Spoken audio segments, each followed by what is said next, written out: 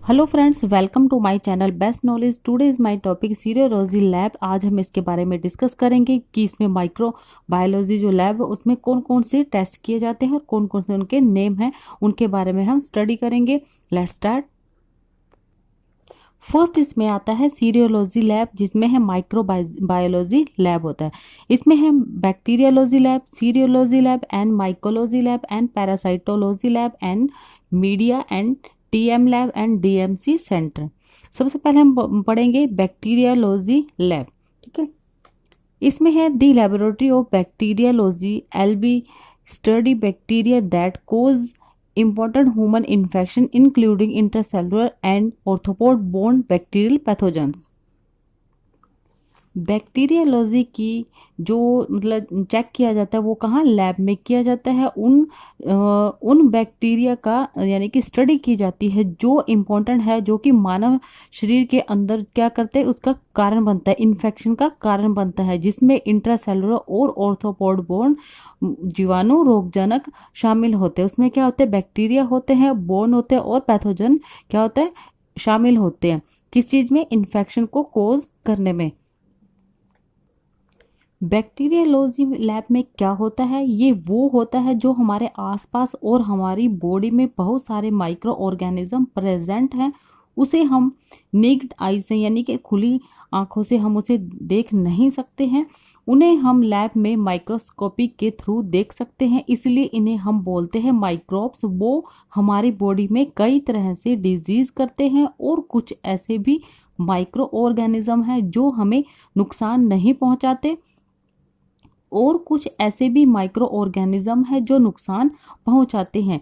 हमें इसमें यही देखना है कि जो लैब है, हम इसमें ये देखेंगे कि जो बैक्टीरिया है उसे हम बैक्टीरियोलॉजी लैब बोलते हैं।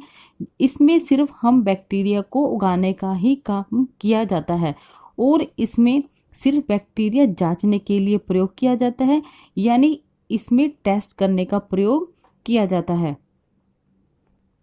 इसके बाद आता है सीरियोलॉजी लैब। इसमें serological test can be use to detect viral and bacterial antigen and antibody IgG and IgM to help diagnose disease and check immune status. इसमें वायरल और बैक्टीरियल एंटीजन और एंटीबॉडी आईजीई एंड आईजीएम का पता लगाने में help करने के लिए क्या होता है कि सीरियोलॉजिकल टेस्ट का इस्तेमाल किया जाता है, यानी कि इसका ये टेस्ट किया जाता है। ठीक है, ताकि बीमारी का पता लगाया जा सके और प्रतिरक्षा स्थिति की जांच की जा सके। इसमें यानी कि सीरियोलॉजिकल लैब में इसे हम सीरियोलॉजी लैब बोलते हैं। इसमें बहुत सारे टेस्ट होते हैं, इसमें सिर्फ डिजीज को चेक किया जाता है। नेक्स्ट इसके बाद आता है माइकोलॉजी लैब। इसके बाद आता है mycology lab. Our mycology laboratory involved in the study of fungi causing human disease diagnose involves microscopy examination of infected tissue and culture to identify the disease causing fungi।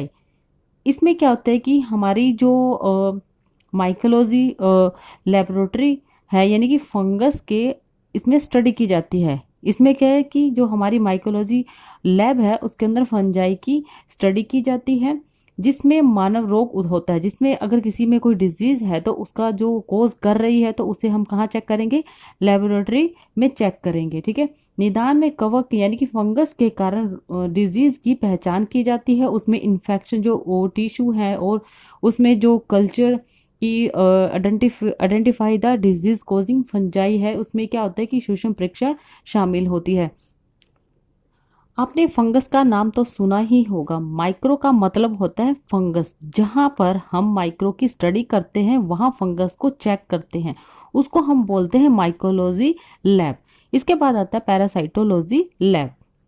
By using a sample by using a simple at home stool test, the parasitology test is a direct examination of stool for ova and parasite in order to determine the presence of parasite and or their egg in the gastrointestinal test। इसमें parasitology lab में यानी कि home stool test में एक simple सा test किया जाता है, जिसका यूज किया जाता है। ठीक है, इसमें क्या होता है, यूज करके पैरासाइटोलॉजी टेस्ट ओवा और परजीवी के लिए स्टूल के एक सिंपल टेस्ट होता है, ताकि अन्य जितने भी पैरासाइट्स हैं या और उनके एग हैं उनकी उपस्थिति का निर्धारण किया जा सके। इस प्रोसीजर में हम पैरासाइट ये वो हैं जो डिजीज कोज करने वाले होते हैं। ये थोड़ी यानी कि ये थोड़ी बिग और स्मॉल होती है, जो आसानी से दिख जाती है। आपने कभी सुना होगा कि स्टमक में कीड़े होते हैं और वो स्मॉल भी होते हैं और बिग भी होते हैं। तो इस टाइप की जो चीजें होती हैं इनके बारे में स्टडी की जाती है, और इसके बाद एक जो ये वायरोलॉजी लैब होती है उसमें हम वायरस के बारे में स्टडी करते हैं। इसके बाद आता है media. Media serological test measure the amount of the antibodies और proteins present in the blood when the body is responding to a specific infection like COVID-19. In the other word, the last test detects the body immune response to the infection caused by the virus rather than detecting the virus itself. अब इसमें क्या है कि सीरियोलॉजिकल test में मौजूद antibody या protein की मात्रा को हम इसमें टेस्ट करते हैं जब शरीर एक विशिष्ट इन्फेक्शन का जवाब दे रहा होता है, कि जैसे कि कोविड-19। दूसरे शब्द हम यह फ्रिक्शन वायरस के कारण, वायरस के इन्फेक्शन के कारण शरीर की प्रतिरक्षा प्रतिक्रियाओं का पता लगाता है। यह वायरस का पता लगाने के लिए टेस्ट किया जाता है। ये इसमें मीडिया में क्या होता है, मीडिया रूम है वो क्या होता है, जहां पर किसी भी बैक्टीरिया को ग्रो करना है या किसी भी वायरस को ग्रो करना है या किसी भी पैरासाइट को ग्रो करना होता है, और उसको आपने कुछ ना कुछ खाना देना होता है। उसे खा के ही उन्हें प्रॉपर न्यूट्रिशन मिलता है। उसका जो सेल है उसे एक से दो बनता है। इसके लिए जरूरी है कि उसे आप मीडिया बनाकर दें। मीडिया कुछ भी नहीं होता, एक टाइप से हम उन्हें खाना देते हैं अपने बैक्टीरिया को, ताकि वो इसे खा के ग्रो हो सके, फिर मल्टीप्लाई करके अपने छोटे छोटे क्या होता है कि बच्चे बनाए। टाइप की बात करें, जो बैक्टीरिया होता है उसके जो बच्चे होते हैं वो उसी के साइज के होते हैं और वो इक्वल हिस्सों में होते हैं और इक्वल हिस्सों में टूटता है। बैक्टीरिया का जो बच्चा है वो छोटा नहीं होता। क्लियर। इसके बाद आता है TB lab and DMC centre. Serology और sero diagnostic test for TB means and diagnostic test through looking at the blood sample and specifically looking for antibodies in the blood sample. Some disease such as HIV can be diagnosed very easily by taking a blood sample and then doing a procedure that looks for antibodies in the blood sample. TB के लिए सीरियोलॉजी या सीरियो diagnostic test का मतलब होता है कि रक्त के नमूना यानी कि ब्लड का सैंपल को हम देखते हैं, उसके माध्यम से हम देखते हैं कि जो टीबी है वो कहाँ तक इसने डिजीज को कोज किया है, कहाँ तक इसका जो है डिजीज बढ़ चुकी है। ठीक है। और विशेष रूप से हम क्या करते हैं, ब्लड के जो हम सैंपल लेते हैं इसमें एंटीबॉडी को हम देखते हैं कि कुछ रोग ऐसे जैसे कि HIV को रक्त का यानी कि ब्लड का हम एक सैंपल लेते हैं और फिर एक ऐसी प्रक्रिया का निदान किया जाता है जो एंटीबॉडी के रूप में दिखता है। और हम ये कैसे लेते हैं, ये सिर्फ सब ब्लड सैंपल से लेते हैं। ब्लड सैंपल से हम करेंगे टीबी को चेक करते हैं। जहां पर इसमें क्या होता है कि जहां पर स्पेशल लैब के बारे में हम पढ़ते हैं। ठीक है। टीबी वो बैक्टीरिया है जिसकी यानी कि इसमें क्या होता है कि जिसकी टीबी की डिजीज करता है, जिसे उसको हम बोलते हैं माइकोबैक्टीरिया ट्यूबरकुलोसिस बोलते हैं। ये सब इसमें आता है और जिनकी हम स्टडी करते हैं। जो सीरियोलॉजी लैब है, सबसे पहले बच्चों को हमेशा क्या होता है कि इसमें हमेशा जो इंटेलिजेंट चिल्ड्रन होते हैं, सीरियोलॉजी का मतलब होता है जहां पर आप सीरमलॉजी का मतलब होता है स्टडी करना। ठीक है। सीरम का मतलब है कि आप किसी चीज को पढ़ने जा रहे हैं तो आप क्वेश्चन पुट करो जिसके बारे में आपको बताया जा रहा है उसके बारे में क्वेश्चन करो। हर पॉइंट को क्लियर करना चाहिए, बिना समझे आगे नहीं बढ़ना चाहिए। सीरम में आपको ये देखना है कि पूरी लैब में सीरम को लेके ही सीरम के ऊपर ही जांच करते हैं। मैं आपको एक थोड़ा सा डायग्राम के थ्रू बता देती हूँ। ये तो है ब्लड, मान लीजिए, ठीक है। एक और बनाते हैं।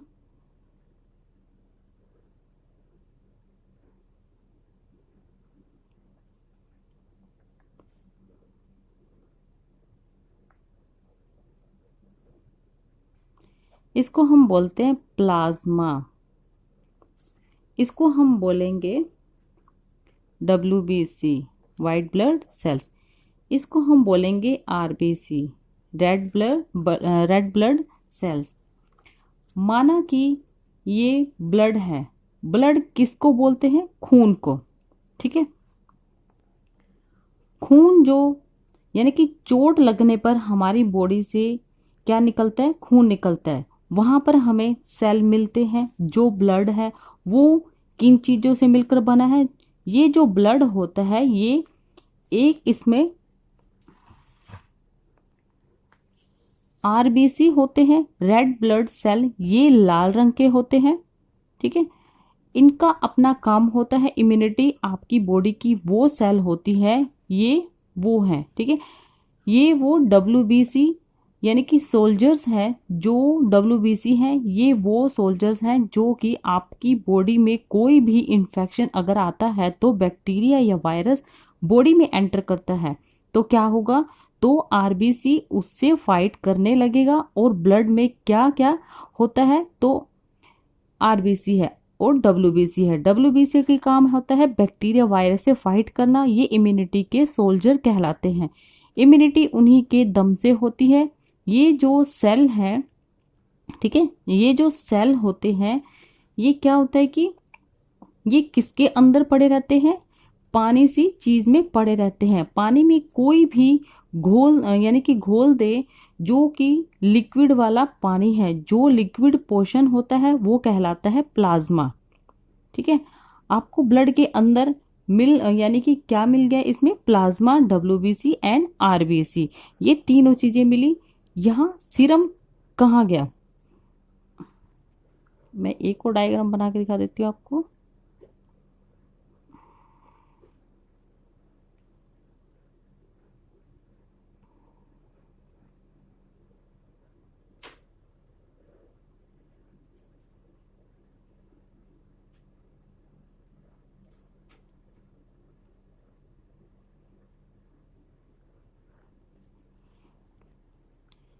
सीरम यानी कि जो सीरम है, सीरम क्या है? अगर हम इस प्लाज्मा में से, ठीक है, अपने क्लोटिंग फैक्टर निकाल दें तो प्लाज्मा के अंदर से जो कुछ बचता है वो लिक्विड बचता है, वो सीरम होता है, ठीक है। सीरियोलॉजी से हम सीरम को पढ़ते हैं। तो ब्लड से आप सेल WBC RBC को निकाल दें तो क्या अलग अलग कर दिए और क्लोटिंग फैक्टर को भी अलग कर दिए तो बचता है सीरम। क्लोटिंग फैक्टर क्या होता है? कभी कभी जो नीडल जाती है तो ब्लड निकलता है। अगर ब्लड में ऊपर वाले में कुछ ऐसी चीजें ना दी हो, किसी ब्लड यानी कि किसी ब्लड वहीं ही थक्का जम जाता है। अगर ब्लड निकल रहा है तो वहीं पर क्या है कि अगर कोई थक्का जम जाता है और उस वजह से फिर ब्लड ना निकले, क्या होता है कि ऊपर वाले की हेल्प से हमारे ब्लड में एक ऐसी चीजें दी गई हैं जो क्लोटिंग फैक्टर मतलब जो क्लोटिंग फैक्टर है वहीं पे क्या है, सॉलिड बना देते हैं। वो लिक्विड क्या हो जाता है? थक्का हो जाता है। जिस जगह पर हमें चोट लगी है उस रास्ते से जो ब्लड है और वो क्या होता है, वो फ्लो करके नहीं आता। अगर हम चीजें यानी कि अगर हम जांच कर रहे हैं तो हमें क्लोटिंग फैक्टर की जरूरत नहीं होती। तो हम क्या करेंगे? अपने से खून के अंदर से, प्लाज्मा के अंदर से एक आता है ब्लड है, इस टेस्ट ट्यूब के अंदर इसको क्या सेंट्रीफ्यूज मशीन में रखकर बहुत फास्ट से उसको घुमाते हैं। जब हम उसे बहुत तेजी से घुमाते हैं तो थोड़े टाइम के बाद हमारी जो सेल होते हैं वो नीचे की ओर बैठ जाते हैं। ठीक है, उन पर हमारे पास यहाँ पे सिर्फ सीरम रह जाता है। जल्दी टेस्ट करने के लिए सेंट्रीफ्यूज का यूज कर सकते हैं। उस मशीन में देखा कि सीरोलॉजी में ब्लड घूमता है और आरबीसी नीचे की ओर बैठ जाता है। आप देख सकते हैं सीरम ऊपर की तरफ आ जाता है और जो आरबीसी है वो क्या है, नीचे की तरफ बैठ जाते हैं। डब्ल्यूबीसी थोड़ा ऊपर रह जाते हैं। ये क्या, ऊपर की तरफ ऊपर के पोर्शन में डब्ल्यूबीसी रह जाते हैं और उसके ऊपर लिक्विड यानी कि पोर्शन होता है, that is cold serum. Serum को आप ले लेते हैं। सीरोलॉजी में दो मेनली वो चीजें को जांचे जाते हैं, एक तो एंटीजन और दूसरा होता है एंटीबॉडी। एंटीजन किसका हिस्सा है? ये होता है माइक्रोब्स का हिस्सा, जो पैथोजन बैक्टीरिया वायरस आपकी बॉडी में घुसता है। अगर उस बैक्टीरिया यानी कि जो इस बैक्टीरिया वायरस का छोटे से हिस्सा जो बॉडी में घुसा और हमारी बॉडी को क्या किया उसने, तो वो क्या है, फाइट करेगा। कौन करेगा? डब्ल्यूबीसी। डब्ल्यूबीसी ये क्या होते हैं, फाइट करना शुरू कर देते हैं। उन्हें इंटरनली एंटर नहीं करने देते, उन्हें तोड़ देते हैं। अगर बॉडी में बैक्टीरिया की कुछ हिस्सा रह गया है तो क्या कहलाता है? एंटीजन। अब हम बात करते हैं एंटीजन यानी कि पैथोजन का हिस्सा होता है, बैक्टीरिया या वायरस का टुकड़ा होता है। सीरम के अंदर अपने ब्लड के अंदर देखते हैं या पेशेंट के ब्लड के अंदर देखते हैं। अगर मरीज के अंदर टाइफाइड या वायरस आ गया है या हो गया है तो उसको डब्ल्यूबीसी ने फाइट करके किल कर दिया है। ठीक है, अगर उसकी इम्यूनिटी स्ट्रोंग है तो वो क्या करेगा, उससे फाइट करेगा, तो उसे क्या है, बॉडी के अंदर एंटर नहीं करने देगा। इसके बाद जो छोटा सा टुकड़ा या बचा होगा उस टुकड़े को हम पहचान सकते हैं सीरोलॉजी के लैब में। हम इसे पहचान सकते हैं, इसे कहते हैं एंटीजन। सेकंड चीज चेक करते हैं एंटीबॉडी। ये एंटीबॉडी जो है ये हमारी बॉडी में ये है। ठीक है, ये हम खुद बनाते हैं। जो हमारे क्या होते हैं कि इसमें ह्यूमंस होते हैं, जिस पेशेंट की बॉडी में एंटर किए हैं उसके अंदर के टी सेल एकदम से एक्टिव फॉर्म में आ जाते हैं और उन्हें लगता है कि जो बैक्टीरिया पेशेंट की बॉडी में एंटर किया है वो क्या फाइट करके उस बैक्टीरिया को किल कर देता है। ठीक है, ये पार्ट है उस पेशेंट का जिसने बनाया है। जो एंटीबॉडी होती है वो बनाता है पेशेंट। जो एंटीजन होता है वो किसका हिस्सा होता है? वो होता है पैथोजन का, बैक्टीरिया वायरस का। क्लियर? और ये था मेरा आज का टॉपिक जो कि सीरोलॉजी लैब, माइक्रोबायोलॉजी लैब, जिसके मैंने पूरी आपको डिटेल बताई। और ये थी मेरा आज का टॉपिक। अगर आपको मेरी ये वीडियो पसंद आए तो please like, share and subscribe जरूर कीजिएगा। And thank you so much.